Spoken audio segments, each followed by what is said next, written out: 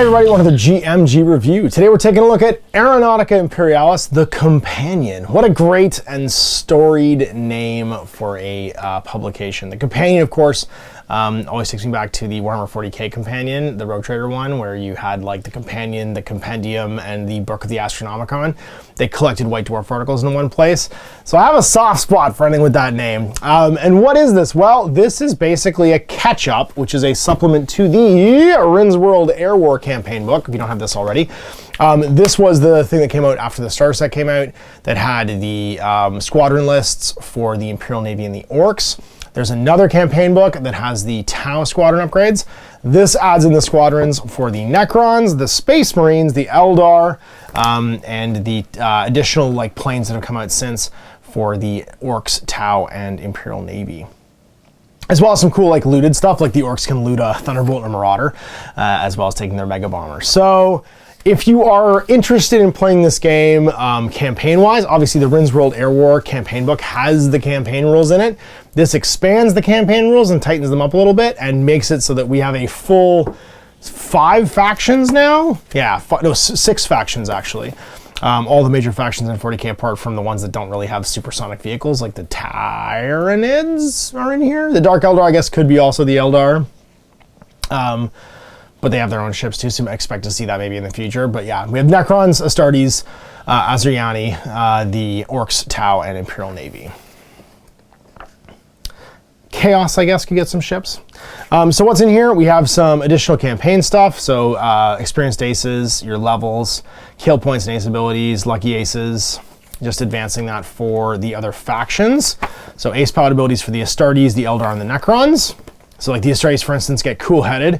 Add 1 of the dice roll when testing to recover from a stall, because they're Space Marines, I don't care about stalling out. The Necrons can get Stealthy Hunter. Add 1 to hit rolls made by this aircraft when targeting enemy aircraft at 1 altitude level above it. So if they're below you, you're hunting up. And the Asuryani can get stuff like Eagle-Eyed, roll an extra dice when firing at long range, because they're Eldar and they have awesome vision, I guess. So again, just bringing the campaign rules up to snuff for the new additional squadron lists that have been added to it. We've got the squadron lists for Imperial Navy. They gain the Marauder, Pathfinder, and Colossus, as do the Astra Militarum. The Tau Aircast get the auxiliary aircraft, and then the Orc Airwalk can loot a Thunderbolt or a Marauder, and they gain the Mega Bomber. And the Asuryani gain the Vampire Raider, Vampire Hunter, Hemlock Wraith Fighter, and Nightshade Interceptor. New special rules like transports, rocket boosters, valuable cargo, jump troops, stealth, and jink. Just rewording and updating those.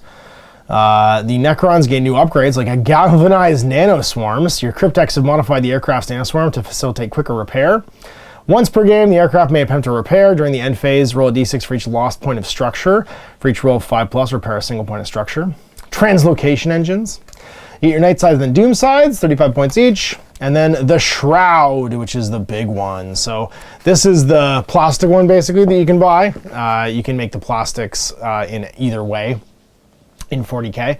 And this card basically covers both. Whether you have it with a Twin Tesla Destructor or a Heavy Death Ray, you can arm them whichever way you want. So if you pay 3 extra points, 38 points, you can get a Death Ray instead. And the Night Shroud, which looks a lot like a Cylon Raider, doesn't it? I love it. This was a Forge Roll upgrade for the 40k kit, and it's now in Imperialis. So it's a bomber, and of course has Twin Tesla Destructor and a Death Sphere, which is its bombs. The Astartes get a ton of like Forge Rolled stuff in plastic. They get the Xiphon Interceptor, which is the little teeny fighter, the Storm Eagle Assault Craft, and Gunship. So either way, and the Fire Raptor gunship rather than the Storm Eagle Assault Craft. So the Storm Eagle, they're basically mini Thunderhawks. And of course, you finally get a plastic Thunderhawk gunship. The only problem is it's in 6mm for 44 points, fully half your army. You get some extra ground defenses just for Space Marines, like the Sky Spear Missile Launcher and the Icarus Storm Cannon. And then some aces too, like Aethor Vey, who is what chapter is he? He is from the Star Phantoms.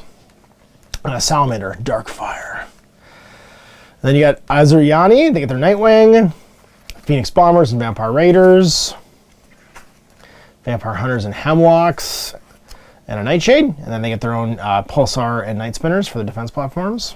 Get some aces as well, Aelith, Neth, and Guerrilla. And the orcs can loot your stuff. Of course they can. They can steal yourself a Thunderbolt or a Marauder, which I think is awesome. And then, of course, the rules for the Mega Bomber as well, which looks like Gru's truck from, from Despicable Me. And the Tau aircraft, they get auxiliary aircraft, so they can basically use human aircraft as a Tau army. So you can have Thunderbolts, Lightnings, Avengers, Valkyries, and Vendettas as Tau-like allies. Use them in your games. A Tau force may include 1 Tau human auxiliary aircraft for every 5 Tau aircraft in the force. So you have to have at least 6 aircraft to include one, but it's like a human sympathizer. Then you get your Pathfinder, which is the Scout Marauder, and the Colossus, which is the Big Bomber. Rules for ace dueling, and then the most interesting thing in here, I think, is match play scenarios and rules for running a tournament. So playing a tournament match play. What's interesting about that is you have your own missions, and each one has random deployments. So dueling aces, and you basically set up a different deployment style. No Man's Land with a random deployment style. So every time you play, the mission's the same, but the deployment could be one of 6 different deployments. That's very cool for a an aircraft dueling game, because where you are in the sky, you're not going to line up to fight the way you would in a ground battle, right? Like the sky is open. There isn't a lot of like topography interfering with your fight. So how you end up encountering each other being random, I think, is the coolest decision in match play here. No Man's Land's the same, where you can have like stranded people out in the center and stuff as well. And then troop insertion, where you have to have troops to drop on and bring off. Now, what's really cool about the match play format for playing their like little tournament rules in here is you need to have a dual list. So over the weekend, you're playing, let's say 100 to 200 points. Let's say 150 is the standard game size. That's about 5 or 6 planes. You have to bring 2 lists, and they all have to fit into at least one of these scenarios. So if you're going to play 3 scenarios over the course of the day, Dueling Aces, No Man's Land, and Troop Insertion, you have 2 lists to build to do all 3, which I think is a really cool format. It's a format that's used in other games like Infinity and stuff too, and makes it so that you don't just use the same list all day, and you have to kind of think, well, what do I want to have in each one? So you kind of have a flex list and a main list maybe that you play. That's better doing one thing or the other, and that's really clever. So it's a short section. It's only about 4 pages, but it gives you, I think, like an interesting like way to do pickup games or to do like a little event weekend where you play Aeronautica. Nick and I have been talking a lot about playing Aeronautica. He's been painting it up, and I have a whole bunch more Imperial stuff, but I might actually paint it as Orc. Although he should paint the Orcs. He should really play the Orcs. He has an Orc army in 40k, and I'll play the Imperials. Maybe I'll pick up the Space Marine stuff, and that way I have something new to play as well. But yeah, it's a cool add-on, and again, basically if you have the Rin's World book, the companion, and the 3rd campaign book, and I can't remember the name of right now, that has the Tau stuff in it, you are ready to rock and roll for playing Aeronautica. And this is just gonna bring you up to speed with a whole. This is a big one, and it's all killer no filler. Like there's no like backgroundy stuff in here. It's just pure rules.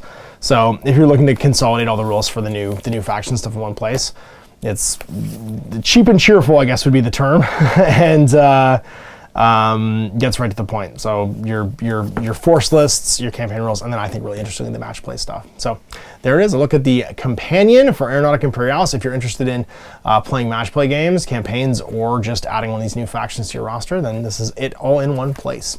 Big thanks for watching. Till next time, Ash.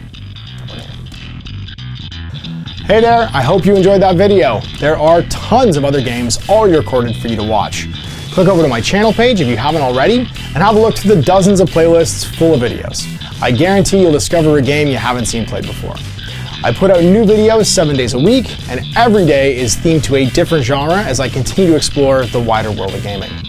Of course, none of that's possible without you, the viewer, so click a like and subscribe if you'd like to stay on top of what's happening here daily. My 2 kids and I are massively grateful to be able to have the flexibility of this job so I can always maximize my time with them. If you want to support me continuing to put out this content, it's only possible because of my amazing backers on Patreon who support the studio, equipment, and model cost, as well as being how I make the bulk of my living. You can also help out by buying a t-shirt through Spreadshirt, a measuring gauge or widget from Death Ray Designs, or buying one of my games and supplements like Last Days, Gamma Wolves, and Blaster. As a way of showing my appreciation, patrons get early access to new games and supplements that I write throughout the course of the year. Huge thanks for watching, it really does help out, and happy gaming.